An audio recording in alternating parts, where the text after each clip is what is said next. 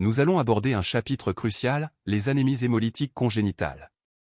Ces maladies héréditaires se caractérisent par la destruction prématurée des globules rouges, comme ceux que vous voyez ici. Leur fragilité excessive empêche un transport efficace de l'oxygène, entraînant des symptômes variés et souvent une prise en charge complexe. Comprendre leur mécanisme est fondamental pour les diagnostiquer et les traiter. Rappelons-nous la morphologie essentielle du globule rouge. Comme vous le voyez sur cette image, les GR sont de petits disques biconcaves, une forme incroyablement optimisée. Ils mesurent environ 7 micromètres de diamètre pour seulement 2 micromètres d'épaisseur. Cette géométrie unique et leur grande flexibilité sont cruciales. Elles permettent à ces cellules de se faufiler dans les capillaires les plus fins et d'assurer efficacement leur mission vitale, le transport d'oxygène. C'est la base de tout. La structure du globule rouge est très fonctionnelle, c'est un sac, délimité par sa membrane, qui contient 2 éléments cruciaux. D'abord, l'hémoglobine, le pigment clé directement responsable de la fonction essentielle du globule rouge. Ensuite, des enzymes indispensables. Celles-ci assurent une double mission, protéger l'hémoglobine et la membrane des agressions oxydatives, et fournir l'énergie vitale nécessaire. Une organisation simple et hautement efficace pour sa mission circulatoire. L'hémoglobine est une protéine fascinante. Chaque globine, de 141 ou 146 acides aminés, est une chaîne repliée abritant une molécule d'hème dans sa poche hydrophobe. Ces 8 zones, de AH, sont cruciales pour localiser les anomalies. L'hémoglobine est en fait un complexe de 4 globines, 2 à 2 identiques, pour un poids moléculaire de 64,5 ADA. Retenez l'hémoglobine à adulte, c'est 2 chaînes alpha et 2 chaînes bêta. C'est le cœur du transport d'oxygène. Regardez l'hémoglobine, protéine clé du transport d'oxygène. C'est un tétramère composé de 2 chaînes alpha-globine et 2 chaînes bêta-globine. Chaque chaîne renferme un groupement M, représenté en rouge, essentiel. Le groupement M, détaillé à droite, est une structure cyclique avec un atome de fer central, qui fixe l'oxygène. 4M, 4 oxygènes, c'est la machinerie parfaite pour nos globules rouges, assurant une efficacité maximale pour la respiration cellulaire. L'hémoglobine, notre transporteur d'oxygène, est une protéine fascinante. Elle est constituée de 4 sous-unités de globine, 2 chaînes A en orange et 2 chaînes B en bleu. Chacune de ces chaînes est associée à un groupe M, représenté en rouge, qui contient un atome de fer. C'est ce fer qui lie l'oxygène, permettant sa distribution vitale à travers notre corps. Une structure essentielle pour la vie. Différents stades de formation de l'hémoglobine chez l'être humain révèlent une évolution fascinante. Initialement, l'embryon produit Gower 1, puis Gower 2 et Portland avec les chaînes zeta et epsilon. Dès 5-6 mois de gestation, l'hémoglobine fétale, HbF-alpha 2 gamma 2, devient largement majoritaire. Enfin, à la naissance, la synthèse des chaînes bêta démarre, nous faisant passer à l'hémoglobine adulte, Hb à alpha 2 bêta 2, avec une petite part d'HbA2. Un passage clé pour l'adaptation postnatale. Dès la naissance, la synthèse des chaînes gamma diminue drastiquement, et l'hémoglobine fétale, ou HbF, devient quasi indétectable avant 1 an. Chez l'adulte, l'HbA alpha 2 bêta 2 représente plus de 97%, avec une petite fraction des HbA2 alpha 2 delta 2 et moins de 1% d'HbF. Génétiquement, retenez que 2 gènes alpha se situent sur chaque chromosome 16, tandis qu'un seul gène bêta est présent sur chaque chromosome 11. C'est essentiel pour comprendre les hémoglobinopathies. Bon, sur cette diapositive, on va parler de l'hématopoïèse, mais surtout de la synthèse des chaînes de globine durant le développement humain. Ce que l'on voit est fascinant, la production des chaînes de globine évolue radicalement de la vie embryonnaire à la vie adulte. Les chaînes zeta et epsilon démarrent très fort, puis sont vite relayées par la chaîne gamma, qui, combinée à l'alpha, forme l'hémoglobine fétale, essentielle pour capter l'oxygène de la mère. Mais le moment clé, c'est la naissance. Une véritable révolution s'opère. La chaîne gamma, c'est fini, elle chute drastiquement.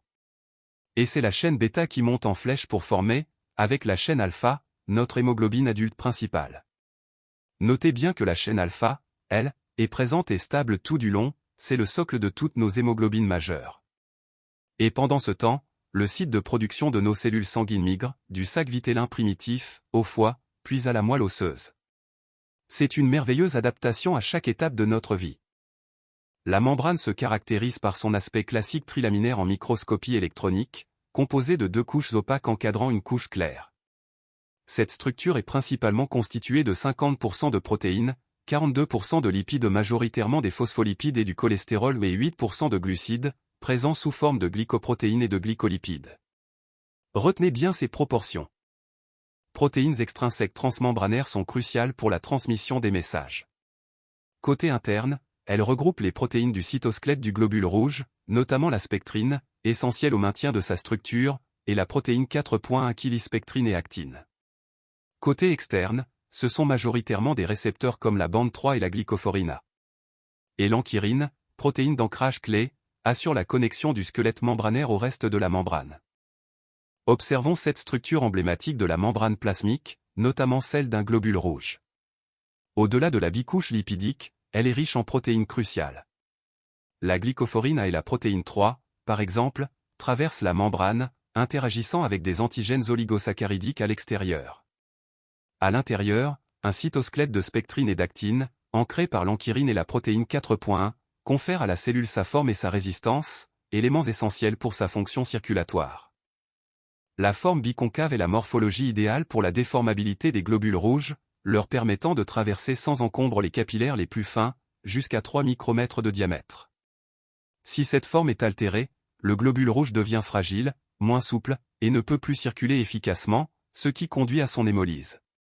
Enfin, sa membrane possède une charge négative indispensable pour empêcher l'agglutination des hématies entre elles, assurant une circulation fluide. Le GR doit produire de l'énergie pour deux buts vitaux, maintenir l'intégrité membranaire, assurant l'équilibre ionique via les pompes ATP dépendantes, et garder l'hémoglobine sous sa forme active réduite au moins de 1% de méthémoglobine.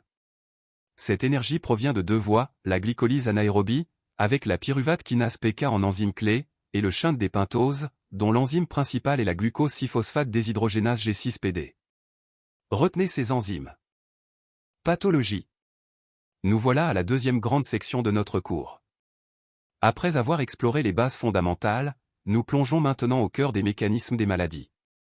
La pathologie est la pierre angulaire de la médecine, celle qui nous permet de comprendre pourquoi et comment un corps dévie de son fonctionnement normal. Préparez-vous à une immersion passionnante dans les processus lésionnels et les réponses de l'organisme.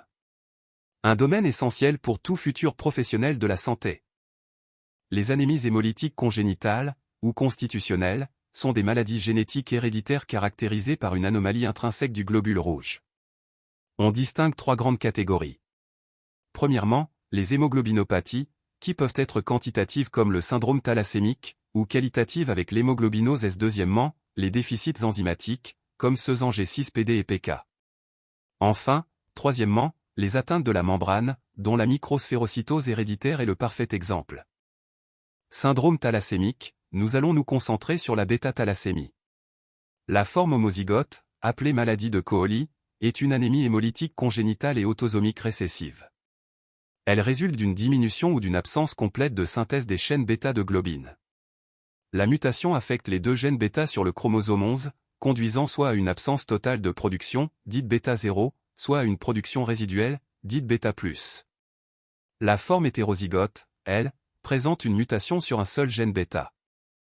Clinique de la thalassémie majeure, les premières manifestations apparaissent entre 6 et 12 mois. L'enfant présente une fatigue excessive, une pâleur cutanéo-muqueuse, et souvent une hépatosplénomégalie significative. Typiquement, on observe des déformations faciales et crâniennes, avec un aspect en poil de brosse à la radiographie. N'oublions pas les retards de croissance et les infections à répétition. Biologiquement, vous observez une anémie sévère microcytaire et hypochrome, avec des hématies cibles au frottis et une ferritinémie augmentée, un point crucial. Le diagnostic positif est formellement établi par l'électrophorèse de l'hémoglobine. Retenez bien, pour la bêta-0-thalassémie, c'est l'absence totale d'HbA, avec une HbF très élevée et une HbA2 augmentée. Pour la bêta+, l'HbA est présente mais très diminuée, l'HbF reste élevé, et l'HbA2 est également augmenté. Ces profils sont la clé pour une distinction précise. Regardez ces profils d'hémoglobine. Sur le chromatogramme de gauche, une hémoglobine normale, caractérisée par un pic d'HbA écrasant, reflet d'un individu sain. Par contre, à droite, nous voyons un patient avec des hémoglobinopathies. Outre l'HbA majoritaire, des pics comme l'HbF, l'HbD, l'HbS et l'HbC sont clairement présents. Leur identification est essentielle pour un diagnostic précis et la prise en charge des patients. Regardez attentivement ce jeune patient. Ses traits faciaux, comme l'exophtalmie et l'hypoplasie du massif facial, sont frappants. L'imagerie confirme une hypertrophie médulaire généralisée, donnant à la voûte crânienne cet aspect caractéristique en sel et poivre et un élargissement diploïque. Ces modifications, résultant d'une érythropoïèse compensatrice intense, sont pathognomoniques de la thalassémie majeure, une maladie génétique du sang. Un tableau clinique et radiologique typique, qui souligne l'importance d'une approche diagnostique intégrée. Regardez cet enfant. Au niveau du visage, on note une dysmorphie très suggestive, un front large, un hypertellorisme, un nez aplati, et une bouche ouverte. Le développement statural est clairement en retard, aux alentours de 80 cm, et l'abdomen est globuleux, avec ses marques indiquant probablement une hépatosplénomégalie. Cet ensemble de signes cliniques est très évocateur d'une mucopolysaccharidose, une pathologie lysosomale sérieuse. Complications. Retenez que ces complications sont vastes et systémiques. Nous avons les complications cardiaques avec l'insuffisance cardiaque et les troubles du rythme, puis les complications hépatiques et biliaires comme les hépatopathies. Au niveau endocrinien, surveillez le diabète et l'insuffisance gonadique. Les complications thromboemboliques, artérielles et veineuses, sont également fréquentes, tout comme les complications infectieuses. Enfin, l'alloimmunisation est une complication post-transfusionnelle majeure. Une approche globale est cruciale. Traitement. Pour cette pathologie, l'approche est résolument multimodale. Nous axons d'abord sur l'hygiène de vie, l'hydratation et une prévention active des infections. La supplémentation en acide folique, à raison de 5 à 10 mg par jour, est absolument vitale et à vie. Selon les besoins cliniques, nous avons recours aux transfusions, aux antibiotiques, aux vitaminothérapies et, bien sûr, à une vaccination rigoureuse. L'utilisation de chélateurs de fer est essentielle pour prévenir les complications, et enfin, la greffe de moelle osseuse représente une option thérapeutique majeure pour nos patients homozygotes. Hémoglobinose S, ou drépanocytose, est une anémie hémolytique corpusculaire héréditaire autosomique récessive. Elle résulte d'une anomalie structurale des chaînes bêta de la globine, précisément une substitution de l'acide glutamique par une valine au 6e acide aminé. Cette mutation cruciale provoque un dysfonctionnement membranaire, la déshydratation des globules et la cristallisation de l'hémoglobine S, menant à la déformation caractéristique du globule rouge en faucille, le drépanocyte. Clinique de la drépanocytose homozygote SS, les signes apparaissent entre 6 et 12 mois après la naissance, lorsque l'hémoglobine fœtale est remplacée par l'hémoglobine S. Ces manifestations sont âge-dépendantes. Pour les 6 mois à 5 ans, les points essentiels sont les crises vaso-occlusives, souvent sous forme de syndrome main-pied très douloureux, une anémie variable, un retard de croissance, et une susceptibilité accrue aux infections, notamment respiratoires et ORL. Ces éléments sont cruciaux pour le diagnostic précoce. De 6 à 15 ans, surveillez les CVO, ces crises douloureuses touchant os, articulations, abdomen et thorax. L'asplénie fonctionnelle par micro-infarctus splénique est une complication majeure, rendant le patient à risque d'infections graves comme la méningite ou la septicémie. Après 15 ans, le risque bascule vers des complications dégénératives, les accidents ischémiques sont fréquents, menant à des séquelles définitives. Facteurs favorisant des crises vaso-occlusives. Nous avons d'abord l'hypoxie, qu'elle soit causée par des infections, une anesthésie générale, l'altitude, un effort prolongé comme la course à pied, ou une insuffisance respiratoire.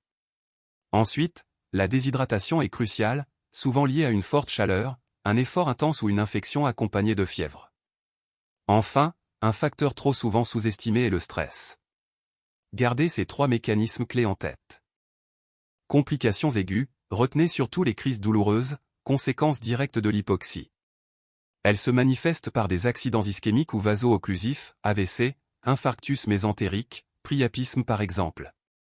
Les facteurs favorisants sont multiples, déshydratation, diabète, effort, froid, altitude, hyperthermie, infection, asthme, apnée du sommeil, HTA et grossesse. N'oubliez pas non plus les causes locales comme un garrot ou une compression. Chronique, les complications sont sévères et multi-organes, souvent définitives. On observe des séquelles d'accidents ischémiques, HTAP, cardiomyopathie. Au niveau rénal, tubulopathie et glomérulosclérose. Des endocrinopathies comme l'hypothyroïdie et un retard de croissance sont fréquents. Les ostéomyélites chroniques et arthropathies touchent les articulations. Neurologiquement, C'est un vaste spectre, retard cognitif, déficit sensoriel, moteur et comitialité. Les analyses biologiques sont éloquentes. La numération formule sanguine montre une anémie à 7-9 grammes par décilitre, régénérative, discrètement macrocytaire, avec hyperleucocytose et thrombocytose. Le frottis révèle anisopoïkilocytose et de nombreux drépanocytes. L'électrophorèse de l'hémoglobine confirme ce diagnostic avec 80 à 95% d'HbS, une HbA absente et une HbF à 10%. C'est le tableau typique d'une drépanocytose homozygote. Le traitement s'articule autour d'une prévention essentielle, éducation, vaccination clé pneumocoque, méningocoque, hydratation impeccable, et l'évitement des déclencheurs comme le froid ou le stress. Folidine quotidienne et antibioprophylaxie par oracyline sont cruciales. Pour une crise douloureuse, c'est repos, chaleur, antalgique par palier, jusqu'aux échanges si besoin. La greffe de moelle allogénique reste une option curative majeure. Chers étudiants, cette diapositive offre une vue d'ensemble éloquente de la drépanocytose. En haut à droite, le frottis sanguin révèle les caractéristiques hématies falciformes, ou drépanocytes, confirmant le diagnostic. À gauche, la radiographie des hanches montre une ostéonécrose aseptique des têtes fémorales, une complication osseuse fréquente et douloureuse. Enfin, en bas à droite, cet ulcère chronique de jambe souligne les atteintes cutanées typiques. Ces trois images illustrent parfaitement les manifestations clés de cette maladie génétique complexe. Déficit en G6PD, une enzymopathie essentielle à transmission liée à l'X. Cette pathologie se manifeste par des crises hémolytiques aiguës brutales, souvent provoquées par des agents toxiques, l'ingestion de fèves ou une infection. Cliniquement, cherchez une pâleur, un ictère et des urines sombres. Biologiquement, l'anémie régénérative s'accompagne d'hématies mordues et de schizocytes sur le frottis. Le diagnostic est confirmé par la mesure de l'activité enzymatique. Soyez vigilants face à ce tableau. Traitement, l'éducation, l'éviction des oxydants et des fèves pour le variant méditerranéen sont fondamentales. La transfusion est réservée aux anémies aiguës profondes. Concernant le déficit en pyruvate kinase, c'est une maladie autosomique récessive. L'hémolyse, de sévérité variable, est diagnostiquée par la mesure de l'activité enzymatique. Le traitement inclut la splénectomie après 6 ans, avec les mesures de soutien habituelles. Anomalie de la membrane, la microsphérocytose héréditaire, aussi appelée maladie de Minkowski-Chauffard, est une maladie constitutionnelle du globule rouge due à un défaut des protéines membranaires comme l'ankyline ou la spectrine. Sa transmission est dominante dans 75% des cas. Le tableau clinique est très variable, allant de formes asymptomatiques avec des paramètres normaux à des formes sévères transfusion dépendantes, avec une anémie et une réticulocytose progressive selon la gravité. Pour le diagnostic, on débute par la NFS montrant une anémie avec HB basse, des réticulocytes élevés 2 sens. 10 à la puissance 9 L et 1 VGM 80 FL, souvent avec 4% de cellules hyperdenses. Le frottis est essentiel, révélant des sphérocytes et une polychromatophilie. Les signes d'hémolyse sont constants, augmentation de la bilirubine libre et chute de l'aptoglobine. Enfin, les tests spécifiques sont capitaux, en particulier la cytométrie en flux et l'électrophorèse des protéines membranaires, bien plus fiables que la résistance osmotique simple. Traitement. Notre approche thérapeutique commence toujours par une supplémentation en acide folique.